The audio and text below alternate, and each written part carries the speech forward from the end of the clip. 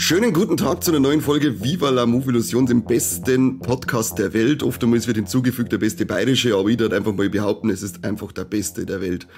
Storyübergreifend und mein Kollege, der halt mitmacht, der nickt schon zustimmend, der Corby ist dabei und wir sind uns gleich mal von Anfang an einig, oder? Absolut, absolut. Ich meine, nicht umsonst machen wir es jetzt schon fast 300 Folgen lang. Alter Schwede, Alter. Völlig krank. Ich bin gespannt, ob wir bei der Folge über den Film halt uns auch einig sind. Ja, warum? Weil ich bin jetzt gerade aus dem Kino gekommen. Ich bin also noch, bin extra jetzt am Nachmittag noch ins Kino gefahren, damit wir heute diese Folge aufnehmen können, weil sich der Seppi mal wieder schön aus der Affäre gezogen hat mit irgendwelchen fadenerscheinlichen Ausreden. Was möchtest du erwarten von so einem? Der ist ja, ich glaub, vegan, also da kannst du nichts anderes erwarten. Aber ich habe extra nur für euch 28 Years Later angeschaut. Extra für euch. Und der Ach, um den geht's halt. Ach so. Was hast du angeschaut? Du hast mir doch geschrieben, wir reden halt über Doku. Ich hab gemeint, als nächstes. Ach so. Warum welche Doku jetzt dabei? No Other Land, aber das ist politisch aktuell sehr heiß, deswegen glaube ich, reden wir da lieber nicht drüber. Ist das die Dokumentation über die Flüchtlinge? Das erkläre ich ja andermal. Bei der 300. Folge dann, oder? Vielleicht. Genau. Wir haben uns 28 Years Later angeschaut und wer die letzten Monate im Kino war, der ist, glaube ich, über diesen Trailer nicht hinweggekommen. Keine Chance. Der einen sich dann ins Hirn gebrannt hat. Mit diesem geilen Sound schon, Alter, die ganze Zeit. Wegen dieser richtig geilen Marschmusik. Aus dem Zweiten Weltkrieg wahrscheinlich. Keine Ahnung, ich wollte eigentlich noch nachschauen, woher dieser Sound eigentlich kommt, was das genau ist, aber er macht mich narrisch, ich eigentlich nie wieder hören. Boots. Und er ist auch, kann man gleich vorwegnehmen, er ist Gott sei Dank auch so im Film vorgekommen. Das finde ich auch cool, dass er nicht nur als Trailer-Untermalung war. Ja, insgesamt fand ich jetzt, nachdem ich den Film gesehen habe, den Trailer immer noch sehr gut. Also er nimmt jetzt da ehrlich gesagt nicht allzu viel weg. Gar nicht, ne? Finde ich auch. Und er hat, also zumindest mich teilweise ein bisschen hinters Licht geführt. Aber jetzt reden wir erst vielleicht mal drüber, um was geht's denn da eigentlich in dem lustigen Zombie-Film? Den Zombie-Film sagt ihr jetzt am Anfang schon wieder. Ah, ja, und schon. Und die Hardliner dran jetzt schon wieder komplett durch. Wenn schmeißen irgendwelche Stühle an die Wand, werden richtig... Zombie gesagt zu den Infizierten. Genau. Und weißt du warum? Weil sie jetzt richtig wütend werden. Genauso wie... Wie die Zombies. Wie die Zombies. Ja, es ist ja eigentlich, glaube ich, kein einziges Mal bis jetzt in keinem der Teile diese Krankheit als Zombie betitelt worden. Nein, es ist, glaube ich, wird immer vom Wutvirus gesprochen, von Infizierten halt, ja. Genau, und wer sich schon denkt, hey, Moment einmal, den Film habe ich doch schon mal gesehen, der meint entweder 28 Days Later oder 28 Weeks Later. Und über den Days Later, der ja wirklich damals so dieses Zombie-Genre nochmal neu aufbelebt hat, obwohl es eben keine Zombies sind, über den haben der Kani und der Maike schon mal Folge gemacht. Also das heißt, da könnt ihr gerne reinlunzen. Solltet ihr. Nach unglaublichen, ewig langen 20 Jahren kommt jetzt endlich das Sequel raus, der 3. Teil. Und zwar von Danny Boyle und Alex Garland, die auch den 1. Teil zusammen gemacht haben. Richtig. Und das merkt man, dass die da wieder reinwurschteln. Und der Film geht erstmal schon richtig geil los mit Teletubbies. Das war super Ding. Da haben wir beim Trailer schon gedacht, was werden da los, dass der Teletubbies laufen. Kann ja nur ein Rückblick sein im ersten Moment und dann eskaliert es halt auch gleich mal voll. Da werden auch keine Gefangenen gemacht. Egal welche Altersklasse. Ja. Auftakt ist schon grandios und dann sieht man eben Schnitt 28 Jahre später. Das ist praktisch nochmal so ein bisschen Rückblick zu dem 1. Teil. Also, damals ist das Virus ja ausgebrochen. Ja, wir befinden uns auf einer kleinen Insel. Ich weiß ehrlich gesagt nicht, ob die Insel einen speziellen Namen gehabt hat. Ich glaube schon. Ich glaube auch, dass bei dem Festel, was sie damit machen, dass da irgendwas gestanden ist. Holy Island? Kann das sein? Gute Frage. Nennen wir es mal Holy Island. Das ist auf jeden Fall, glaube ich, in dieser Gegend Schottland rum. Und das Besondere an dieser Insel ist, da haben sie eben ein paar Überlebende eine kleine Festung gebaut, leben da ihr fröhliches Leben vor sich hin und gehen immer wieder mal ins Festland. Aber das Ganze ist geschützt durch einen Damm, der durch Ebbe und Flut halt immer wieder auftaucht und verschwindet. Was halt ziemlich praktisch ist, weil dadurch werden es auch nicht ununterbrochen von den Wütenden angegriffen. Diese verdammten Wütenden. Kann ja gerade so lästig sein. Genau. Und es ist eigentlich ein Familienfilm, weil man sieht den Aaron Taylor Johnson, der den Jamie spielt. Der nimmt nämlich seinen Sohn, den Spike, zum ersten Mal mit aufs Festland. Und das ist für einen Spike mehr oder weniger so eine Art Mann werden. Feuertaufe. Ja, genau, Feuertaufe. Und alle in dem Dorf feiern das voll, außer seine Mutter. Die Mutter ist nämlich krank. Die liegt krank im Haus, im Bett und ist immer wieder von so Geistesabwesenheiten geprägt. Das heißt, die vergisst halt da mal wieder was. Ich habe am Anfang gedacht, okay, ist das Alzheimer in einem sehr, sehr, sehr frühen Stadion? Oder? An sowas habe ich auch am Anfang gedacht, weil sie ja dann auch Personen miteinander verwechselt und meint, dass ihr Sohn dann ihr Papa ist und so ein Zeug. Das hat irgendwie schon stark nach so einer Alzheimer-Krankheit ausgeschaut, aber da werden wir doch eines Besseren belehrt, was da wirklich im Busch ist. Yes. Auf jeden Fall merkt man da schon, dass der Spike so zwischen Vater und Mutter ein bisschen hin und her hadert. Aber sein Bab ist da halt guter Dinge, dass der 12-jährige Junge jetzt schon tun kann, was ein 15- oder 16-Jähriger auch tun kann. Und zwar zum Mann werden, indem er eben ein paar Wütende da schießt. Fettsäcke. Ja. Geile wütende Fettsäcke. Mit Pfeil und Bogen. Und ich habe zum Seppi schon gesagt, da wo er diese Insel verlässt und wie das alle feiern, genauso habe ich mich damals gefühlt bei meinem ersten Tag Arbeit. Ja, Mama hat auch ein Riesenfest aufzicke, dass ich endlich aus dem Haus bin. Ja, das sind auch Kinder gekommen, haben mir einen Apfel geschenkt, haben gesagt, ja das ist von ihrer Familie. Mir ist dann auch so eine Träne runtergelaufen, eine einzelne. So ist es bei unserem Land, Leute, so ist es bei unserem Land, wenn man erwachsen wird. Genau, du hast schon Fettsäcke gesagt. Da kannst du gleich mal vielleicht ein sehr interessantes Merkmal aus dem Film rausnehmen, was neu ist. Dass sie fett sind, oder? Ja, ich habe jetzt eher so die Arten gemeint der Wütenden. Ja, wir haben jetzt, was 28 Years Later jetzt cool macht, eben, wie der Corby gerade gesagt hat, dass wir verschiedene Arten kriegen. Aber die Arten in sich trotzdem, also man wird jetzt nicht irgendwelche Bloater oder sonst irgendwas kriegen, was man aus manchen Zombie-Spiele oder Filme oder so kennt, sondern es ergibt durchaus Sinn, was machen. Die einen entwickeln sich zum Beispiel zu Alpha-Viechern, das erkennt man ja in den riesigen Schwänze. Mhm. Und dann eben die besagten Fettsäcke, wir haben es geheißen, die Slow-Mos oder so. Slow-Mos? Ja, also sagt irgendwas mit Slow zu ihm. Slow-Lows. Slow-Lows, sowas, genau. Ja. Die sind halt dann anscheinend extreme Fettsäcke gewesen, die dann infiziert worden sind und die können nur am Boden umeinander kriegen und fressen halt dann Käfer und Gedöns. Relativ ungefährlich, aber erwischen sollten sie trotzdem nicht. Und dann die normalen Flitzer halt noch. Die heißen Flitzer, ja. Ja, weil die heißen Flitzer, die rennen dann voll schnell. Und Schwangere gibt's. Das und haben wir ja festgestellt. Ist aber jetzt keine eigene Art. Ja, aber es ist schon interessant, also, dass die halt nicht nur, weil im ersten Teil, ich glaube, so weit kann man ja spoilern, war ja so das Relief, dass die am Ende ja verhungern. Ja, auf das hätten sie gehofft, gell? Genau. Und da haben sie sich halt weiterentwickelt und man merkt halt natürlich sehr stark, dass die Natur England zurückgewonnen hat und mit sehr beeindruckenden Herden an Rehen und Hirschen und Krähen. Also da kennen sie die Tiere natürlich auch austoben ohne Ende und die sind alle mit dem Alpha befreundet. so ein richtiger Naturmensch, der erste Alpha, ja. Genau. Klingt als Bracke auf alle Fälle. Ich fand ja die Stelle, wenn er dann nachläuft, diese Schritte, wie es krumpelt hat, wenn er gelaufen ist. Das ist wie beim Freitag der 13. Remake damals auch gewesen. Da läuft der Arme auf und hin und das ist ja der Sound auf seine Schritte so fokussiert gewesen. So viel Geld.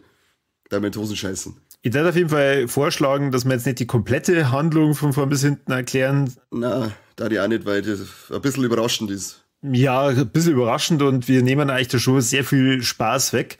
Ja. Was man halt schon noch sagen kann, ist, mein Freund, der Ralph Fiennes, spielt ja mit, Ralph Fiennes. Und der spielt den Dr. Kelson und Bob Kelso. Hammer Performance. Also diese kompletten 20 oder 25 Minuten, wo der vorkommt, das Setting ist mega geil, Voll geil, wie er ja. spielt.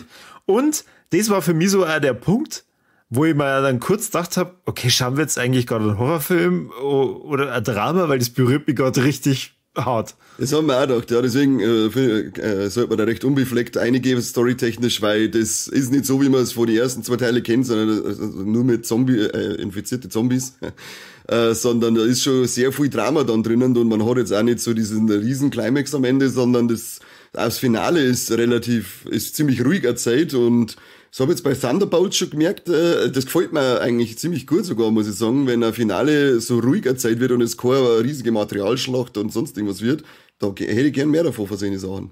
Hast du die letzten 2 Minuten geschlafen? Die zähle ich nicht als Finale. Das Finale, okay. das war eher nur Epilog.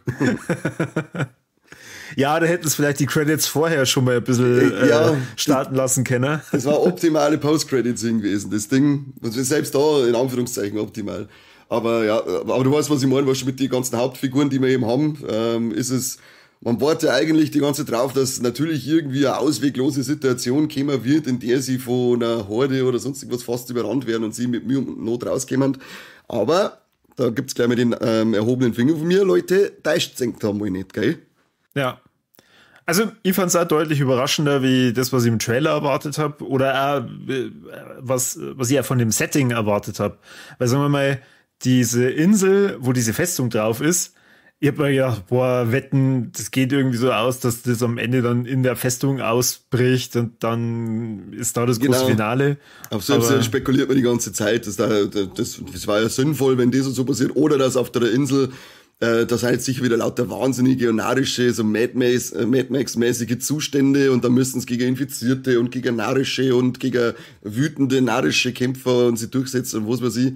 Aber der Film, der fährt ganz andere Sachen auf. Ja. Ich fand das ja ziemlich geil mit diesen Zwischenschnitten, die dann immer gekommen sind, diese mit so Nachtkamera, mit so Nachtaufnahmegeräte gemacht worden sind, wenn so wieder die infizierten Sex beim Fressen oder dann wieder irgendwo, wo sie so einfach nur da sitzen und luren. Und dann auch die, wo du vorher schon gesagt hast, bei dieser Marschmusik, wenn dann so Einblendungen von alten Ritterfilmen und so Zeug kommen, das ist total verrückt gewesen, aber das fand ich irgendwie voll geil. Das hat so geile Stimmung gemacht. Also vor allem dieser Weg da eine, das war richtig geile Stimmung. Gerade diese Schnitte, das waren ja, also diese Einblendungen von den anderen Ritterfilmen und so, das ist ja wieder total symbolisch für das Ganze. So wie diese Gesellschaft, die auf dieser Insel lebt, halt auch ihr Leben lebt. Also wirklich, die zelebrieren das, dass der 12-Jähriger jetzt da rausgeht und seine ersten Kills macht, weil das ist deren Alltag.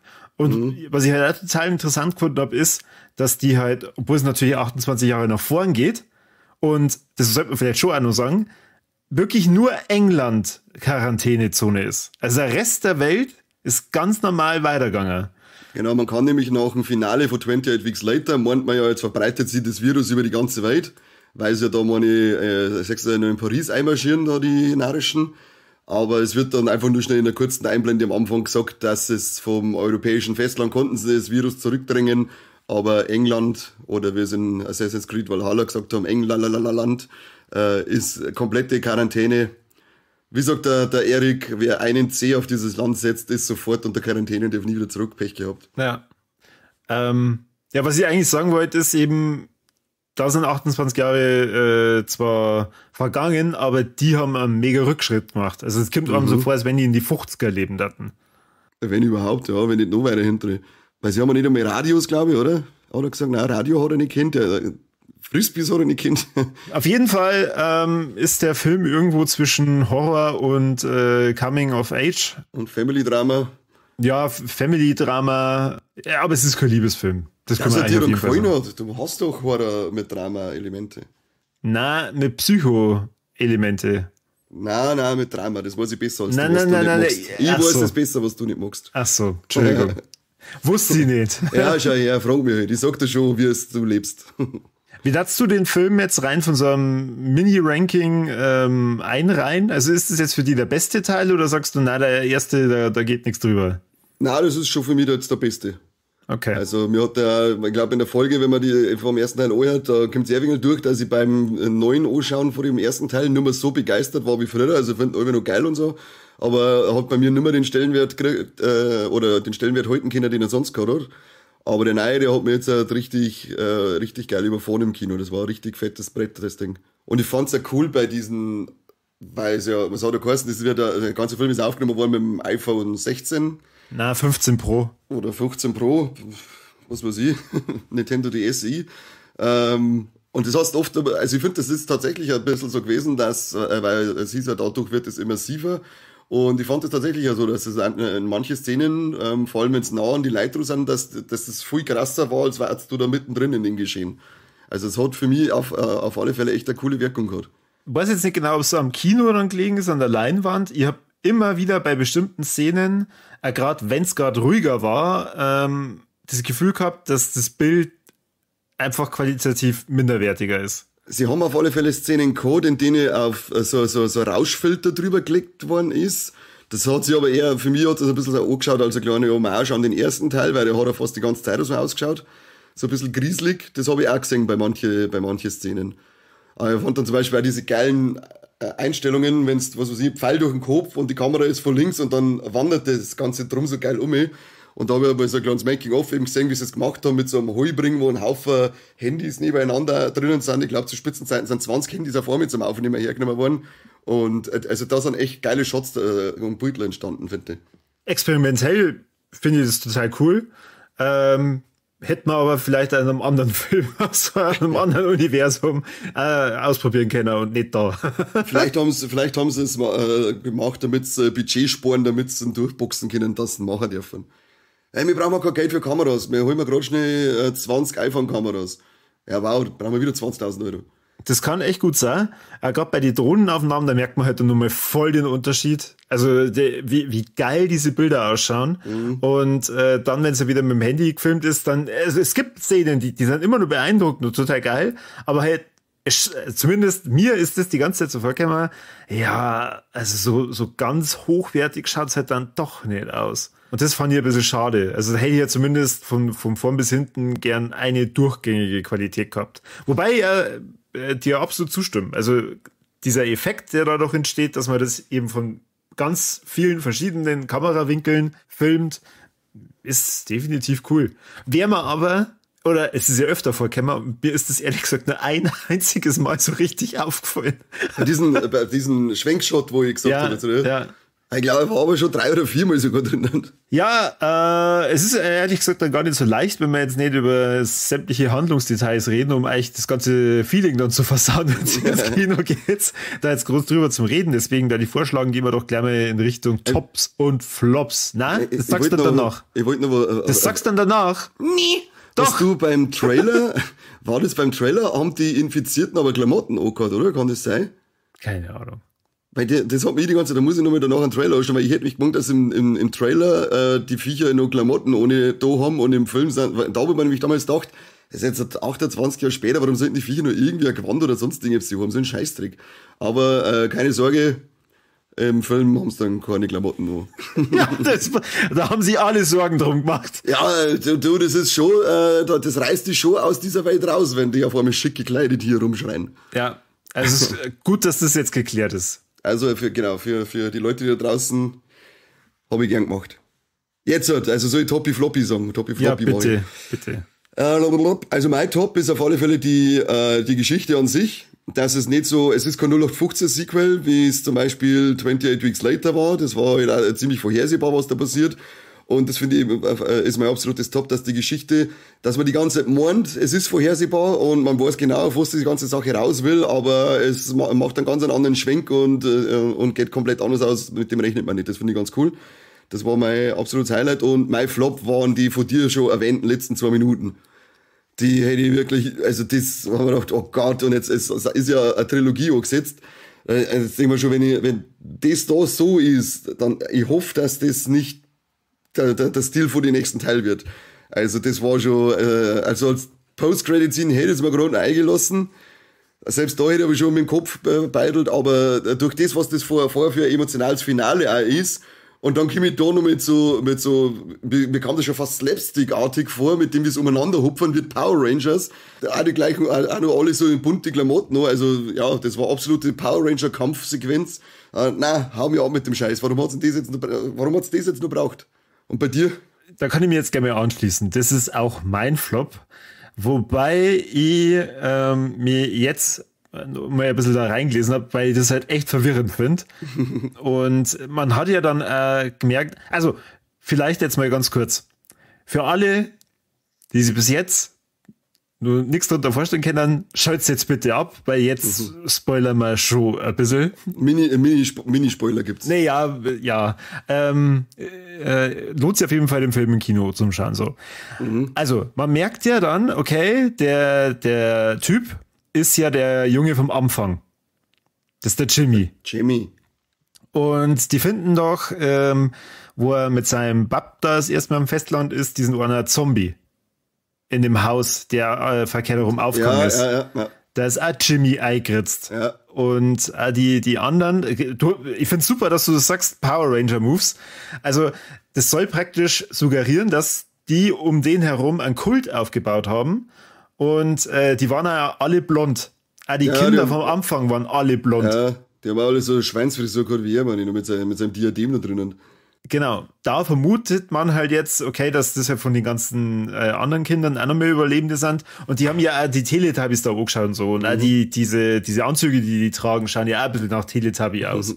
Und dass die eben durch das Einzige, was sie halt da popkulturell noch kennengelernt haben, bevor die Welt untergegangen ist für sie, Power Rangers waren und Teletubbies, haben die das halt dann als Art Verarbeitung von diesem ganzen Grauen, das da passiert ist, so umgestülpt, dass die halt jetzt sie da durchkämpfen. Und höchstwahrscheinlich, du hast es ja eh schon gesagt, das ist ja auf eine Trilogie oder mindestens auf eine Fortsetzung ausgelegt, dass es in der Fortsetzung halt dann da weiterhin um das geht. Ja, das wären dann wahrscheinlich so diese verrückte Part dann sein von der Welt, die man sie in dem Teil schon wahrscheinlich die ganze Zeit erwartet hat. Das, wo ich vorher gesagt habe, mit diesen Mad Max-artigen Zuständen, wär's jetzt da wahrscheinlich irgend so einen Affenverein haben. Ich hoffe, dass sie nicht die ganze Zeit dann sich ich lasse mir das eigen mit so einem Kult und so, das mag ich irgendwie gern, wenn es da irgend so narische dann gibt, aber mir hat das eben genervt in dem Fall mit dieser Umeinanderfrei und es reißt die voll aus diesem emotionalen Finale raus. Ja. Das hätte es nicht gebraucht. Da ging es dann auch nur noch mit drum, jetzt müssen wir noch ein paar Infizierte brutal umbringen, das bringen wir jetzt auch noch schnell irgendwie eine, passt. Ich bin da, also in den letzten 2 Minuten bin ich da gesagt, was soll das jetzt gerade? Warum? Geh weg, Ende. Also ich hätte es so gemacht, wo der Spike einen ersten Zombie tötet, wo er sie den Fisch da grillt, hätte ich einfach dann die Credits loslaufen lassen und dann, so nachdem dann der Caster war, dann hätte man das ja nur einspringen können. So nach dem Motto, okay, für euch war jetzt diese eine Geschichte schon vorbei, jetzt sagt's nur, um was könnte es in der nächsten Story gehen. Hauptsache der andere Infizierte hat ihm nur seinen Fisch weggebrodelt. Ja. Das ist auch eine miese Sache. Mich auch noch als Flop bei tun. Aber ich finde es halt super interessant, dass sie halt diese Details halt schon während des Films ja mit drin gehabt haben. Sie gehen ja dann einmal an einem Haus vorbei, wo ja Graffiti dran war. Genau. Ich kann es nicht. Mit He comes with the clouds oder so. Irgendwie so. He belongs to the clouds. Irgendwie sowas, ja. Und da war aber auch Jimmy dabei gestanden, meine ich. Genau. Und das ist schon cool. Also das hat sie ja da eigentlich dann schon immer wieder durchgezogen und man weiß ja jetzt auch nicht genau, warum es den einer Zombie da verkehrt herum aufgehängt haben, weil wenn man sein Kreuz da sieht, das er von seinem Vater am Anfang kriegt, das ist ja auch verkehrt herum. Und da gibt es anscheinend halt auch gerade in England so ein paar Verbindungen, wo es eine Kirche gibt, die das auch genau verkehrt herum macht. Und das ist dann nicht die Satanisten. Poser, ja. Ja, ich habe mir die ganzen Filme schon gedacht, was wir jetzt mit dem Jimmy nur auf sich haben. Am Anfang 6. und dann hörst gar nichts mehr davon. Ich habe halt gedacht, das ist der Aaron Taylor Johnson, ne? Ja, genau, der Jamie. Haben wir halt zuerst gedacht, dass der das ist, aber nein, war er dann eben nicht. Und dann wird ein bisschen angedeutet und deswegen habe ich schon die ganze Zeit gemeint, es geht nur so in die Richtung, dass der dann irgend so einen Kult oder selbst aufgebaut hat und mit dem müssen sie dann kämpfen. Aber ja, heben sie es jetzt mal für die nächsten Teil auf. Aber hoffentlich ohne Power Ranger Kampfszene, weil das war ja, was soll das? Hau ab von mir. Aber die Leute reden drüber. Und für mich top ist das wirklich grandiose Schauspiel von der Judy Comer. Also von der Mutter, die Eisler. Eiler. Oder Eiler. Eisel. Allein dieses Kranksein darstellen, aber halt dann wirklich dieses Hochemotionale, was zum Schluss dann da noch kommt. Ja. Und auch mit den Rückblenden und was weiß ich. Und die Mimik und alles hammermäßig geil. Die hat mich voll gehabt. Die war echt gut, ja. Und für mich ist der Film immer dann richtig, richtig gut, wenn ich wirklich vergesse, wie lang schauen wir das jetzt eigentlich ja gerade und mir dann nicht irgendwie denke, boah, jetzt ist er dann auch bald aus und keine Ahnung, sondern da war ich einfach voll drin. Voll. Die hat mir auch voll, also das fand ich auch super, wie die das gemacht hat. Und er war doch, das waren fast 2 Stunden, gell, aber die sind ziemlich schnell vergangen, finde ich. Ja, also genau. Jetzt, trotz der Lauflänge war das eine kurzweilige Sache. Sondern alle, die jetzt ganz tapfer da geblieben sind und sie denken, jetzt sagt es halt endlich, erfüllt das oder nicht. Ja, Leute, wir können getrost sagen, wir haben alle 3 Ts erfolgreich hier in diesem Film vertreten. Und vor allem, was für Ts teilweise. Also die tote Tiere, da geht's schon mal richtig ab. Ja, das ist ja fast schon Kunst. Das ist schon fast Kunst, ja, das versteht ihr nicht. Trompeten sind auch Wahnsinn, also diese Alpha-Schwengel, die da umeinander, da brauchst du nicht wundern, dass das Alpha sind, bei sich eine Rärme, hey, Grütze, fix. Und dann hast du die Schwangerschaftstuten, die sind in der Regel auch größer. Also es wird alles wirklich, jedes T wird aufs Maximum aufgeblasen. Ja, also anscheinend ist der Danny Boyle eindeutig Fan von unserem Podcast. Genau, er wollte uns da wirklich zufriedenstellen und das hat er vollumfänglich geschafft. Ansonsten muss ich sagen, wenn ihr jetzt erwartet habt, dass wir hier viel, viel kritischer über manche Details reden, dann geht's doch bitte zu irgendeinem anderen Filmkritik. Drecksverein, zu irgendeinem anderen Schwanzverein. So. Weil, also für mich ist das auch der beste Teil der Reihe, weil, ja, er hat mich überrascht. Ich finde diesen Trailer und auch, dass der Song dann noch mit dem Film vorkommt, mega geil. Diese The Last of Us Vibes, die wir wieder kennen, die ganzen überraschenden Elemente, super. Ich würde da sehr, sehr, sehr gern noch viel mehr sehen. Aber ich bin da ganz bei dir mit weniger Power Rangers. Mehr so wie der Film jetzt im Großen und Ganzen war. Welche Megasort dazu haben. Wenn wir schon Power Ranger haben, dann holt er die Swords bitte noch raus. Und wenn es wirklich eine Fortsetzung gibt, hat der Danny Boyle schon gesagt, dass der Cillian Murphy für Fortsetzungen geplant ist, sollten sie denn gemacht werden. Genau, eine Fortsetzung ist ja definitiv schon abgedreht oder ist aktuell noch am Abdrehen. Und zwar The Bone Temple. Und wenn ich da mal reingucke, ist der Cillian Murphy da schon dabei. Her damit. Ja. Bin ich mal gespannt, was er für eine Rolle kriegt. Der kommt im Januar 2026 raus und ist von der Nia da Costa gedreht worden. Nia da Costa, was haben die noch gemacht? Schau ich schon, bei der eine hat die das Candyman Remake gemacht oder das Sequel, Requel, Sequel, schon, oder? Ja, genau. Dann haben wir eine gute, weil das war nämlich vor allem auch handwerklich sehr, sehr gut umgesetzt. Und die hat The Marvels gedreht. The Marvels. Ah, ja. Ja, auf jeden Fall geile Sache und ich freue mich da mehr zum Sehen. Ich verstehe natürlich jetzt nicht genau, warum haben wir hier über 20 Jahre warten müssen, weil eigentlich hättet ihr ja locker Zeit gehabt, dann noch ein 28 Month Later aber zu machen. Aber gedacht, was soll das? Warum überspringen wir diese Einheit? Der Autistenkane flippt wieder völlig aus. Voll ausgerastet, haben sie im Kino haben sie vor der Leinwand runterziehen müssen, weil ich einbissen habe von lauter Wut. Als wenn dir vorher nicht bewusst gewesen wäre, wie der Film heißt. Ja, ich war völlig überrascht. Ich kriege ein Ticket für 28 Years Later. Und es ist jetzt 28 Years Later. Was?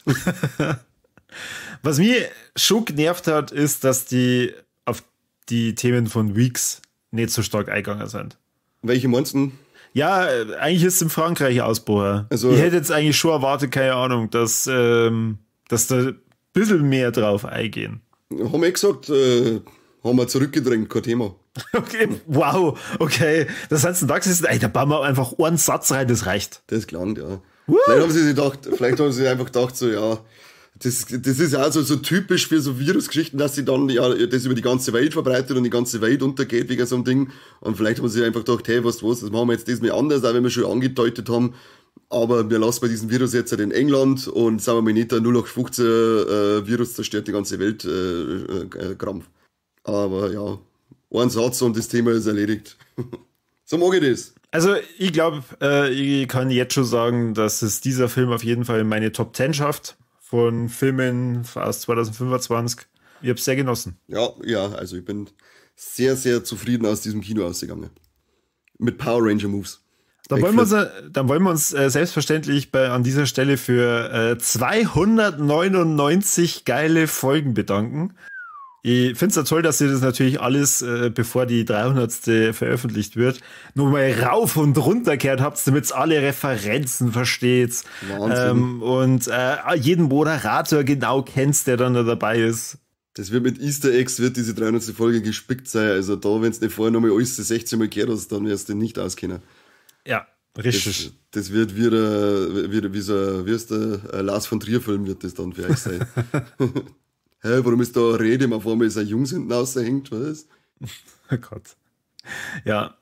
Gut, dann freut euch auf die 300. Folge. Wir tun es auf jeden Fall. Und wenn es euch nicht gefällt, wollen wir das überhaupt nicht wissen.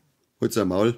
Genau, richtig. Ansonsten für alle, die sich drauf freuen, das wird ein Fest. Es wird ein Fest.